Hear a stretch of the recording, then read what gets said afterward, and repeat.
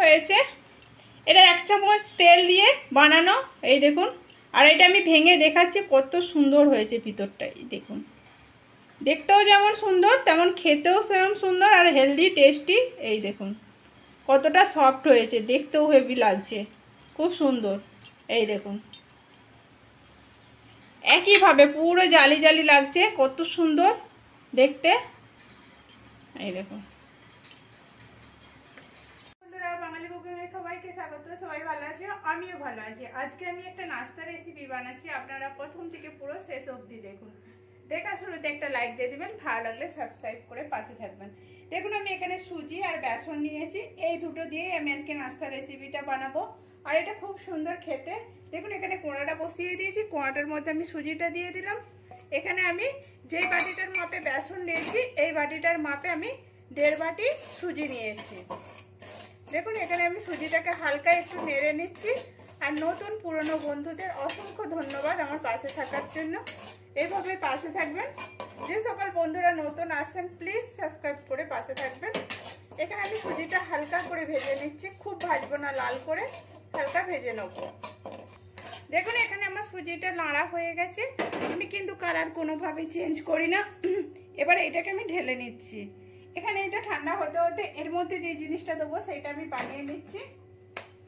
কোনাতে আমি তেল দিয়ে দিয়েছি, তেলটা আমার গরম হয়ে গেছে। এর মধ্যে এবার আমি জিরে দিয়ে দিচ্ছি, 1/2 চামচের মতো আমি জিরে দিচ্ছি। জিরেটাও দেখুন এখানে আমার ভাজা হয়ে গেছে। এবার এখানে আমি গ্রেট করে রেখেছিলাম গাজর, একটা গাজর গ্রেট করে রেখেছিলাম, গাজরটা আমি দিয়ে দিলাম। গাজরটা দিয়ে আমি একটু ভালো করে নেড়ে নেব। দেখুন এখানে আমি নেড়ে নিয়েছি এটার মধ্যে এবার আমি 2টো কাঁচা লঙ্কাকে কুচি করে রেখেছিলাম, কাঁচা লঙ্কা দিয়ে দিলাম। গাজরটা কেননা অনেকটা সফট হয়ে গেছে। এবার ওর মধ্যে আমি একটু 1/2 চামচের মতো হলদি গুঁড়ো দিয়ে দিলাম। হলদি গুঁড়োটা দিয়ে ভালো করে নেড়ে নেবো আমি। আর একটু অল্প করে নুন দিয়ে দিচ্ছি, গাজরটার অনুযায়ী আমি একটু নুন দিয়ে দিলাম। দিয়ে এটাকে আমি একটু ভালো করে নেড়ে নিচ্ছি। এটা সফট হয়ে যাবে আর নরমও হয়ে যাবে। আর এটা খুব কম তেলেতে, বিনা তেলেতেও মানে বানাতে পারেন, আর কম তেলেতেও বানান। 2 চামচ তেলেতেই রেসিপিটা বানানো হয়ে যাবে। দেখুন এখানে আমার এটা হয়ে গেছে। এবার এইটাকে আমি তুলে নিচ্ছি। এখানে আমি সুজিটা আমার ঠান্ডা হয়ে গেছে। এবার আমি বেসন দিয়ে দিচ্ছি। এই বাটিটার মাপে আমি 1.5 বাটি নিয়েছিলাম সুজি, আর এই বাটিটার মাপে আমি বেসন নিলাম। বেসনের ডেলাগুলো রয়েছে, আমি ডেলাগুলো হাতে করে ভেঙে নিচ্ছি। এই দেখুন গোটা গোটা যে ডেলাগুলো রয়েছে এগুলো আমি পুরো ভেঙে নিলাম। এবার এর মধ্যে আমি নুন দিয়ে দেবো। দেখুন এখানে আমি স্বাদ অনুযায়ী নুন দিয়ে দিলাম। নুনটা দিয়ে আমি ভালো করে ঘেটে নিচ্ছি, এর সাথে সুজি আর বেসনটা ভালো করে ঘেটে নিলাম। এবার এর মধ্যে আমি অল্প অল্প জল দিচ্ছি। দেখুন হালকা হালকা করে জল দিচ্ছি আমি, বেশি জল দেবো না। এই দেখুন এরকম করে আমি ঘাঁটতে থাকবো আর হালকা হালকা জল দিয়ে একটু ব্যাটার বানাবো। দেখুন এখানে এটা আমার ব্যাটারটা এই দেখুন এরকম ভাবে আমি বানিয়েছি। এবার এটাকে আমি পুরো ঘড়ি ধরে 10 মিনিটের মতো রেখে দিচ্ছি, কারণ রেস্টে রেখে দিলে সুজিটাও ফুলে যাবে আর বেসনটাও একটু ফুলে যাবে। এটা 10 মিনিট বাদে আমি দেখাচ্ছি। দেখুন এখানে আমার এটা 10 মিনিট হয়ে গেছে। এবার এই দেখুন কেমন সুজিটা ফুলে গেছে। এর মধ্যে আমি যে গাজর কাঁচা লঙ্কাটা ভেজে রেখেছিলাম সেটা আমি দিয়ে দিচ্ছি। এই দেখুন দিয়ে এটার সাথে আমি ভালো করে ঘেটে নিচ্ছি। এটা ভালো করে ঘেটে নেবো এর সাথে। এই দেখুন পুরো ভালো করে ঘাটা হয়ে গেছে। এর মধ্যে এবার আমি ইনো দিয়ে দিচ্ছি। 1 প্যাকেট ইনো দিয়ে দিলাম আমি এখানে। আর এটা ইনো যদি না থাকে তাহলে খাবার সোডা আর একটু লেবুর রস দিয়ে দিবেন 1/2 চামচের মতো, তাহলেই হয়ে যাবে। আর এটাকে আমি ভালো করে ঘেটে নিচ্ছি। দেখুন কতটা ফুলে যাবে এর মধ্যে। দেখুন এখানে আমি একটু হালকা তেল দিয়ে নিয়েছি ব্রাশে করে।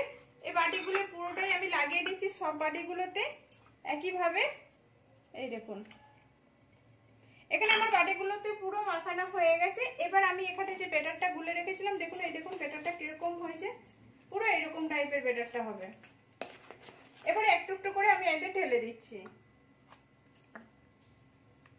আমি কিন্তু পুরোটা ভর্তি করব না। এই দেখুন এরকম ভাবে আমি রেখে দিচ্ছি। দেখুন এখানে আমার বাটিগুলো পুরো আমি ঢেলে দিয়েছি। আর এখানে আমি নিচে জল দিয়েছি, জলের উপরে এই থালাটা বসিয়ে দিয়েছি স্ট্যান্ড লাগিয়ে। আর এটা যদি আপনারা নাও থাকে তাহলে এরকম ঝাড়নির উপরে বাটিগুলো বসিয়ে নেবেন, কেননা আমার এখানে বাটিগুলো ধরছিল না বলে আমি এইটার মধ্যে বসিয়ে নিচ্ছি। এই দেখুন 3টে বাটি আমি বসিয়ে নিলাম। বসিয়ে এটা এবার আমি ঢাকা দিয়ে দিয়েছি 15 মিনিটের জন্য। পুরো ঘড়ি ধরে আমি 15 মিনিট অপেক্ষা করব। এখানে আমার 15 মিনিট হয়ে গেছে। এবার আমি এটাকে খুলে দেখছি। এই দেখুন আমি এখানে খুলে দেখে নিয়েছি। এই দেখুন হাত দিয়ে দেখছি আমার হাতে কিন্তু একটুও লাগেনি। এবার গ্যাসটা আমি বন্ধ করে দিচ্ছি আর এইগুলোকে আমি আস্তে আস্তে তুলে নেব। দেখুন এখানে এটা আমার ঠান্ডা হয়ে গেছে। এবার এইটাকে আমি আস্তে আস্তে এই দেখুন এরকম করে বাটিটা একটু আস্তে আস্তে করে চায়ের দিক থেকে পুরো ভালো করে একটু নিলে এই দেখুন খুলে যাচ্ছে। এবার এরকম করে হাতে করে ঢাললেই খুলে যাবে। এই দেখুন আমার কত সুন্দর হয়েছে। আর আমার বাটিতেও কিন্তু একটু লেগে নেই। এটাকেও আমি একইভাবে ওরকম করে খুলে নিচ্ছি সবগুলোতে আস্তে আস্তে হাত লাগিয়ে লাগিয়ে। এই দেখুন গরম অবস্থাতে কিন্তু করবেন না, ঠান্ডা হয়ে গেলে ভালোভাবে করা যাবে। এটাও করে নিলাম।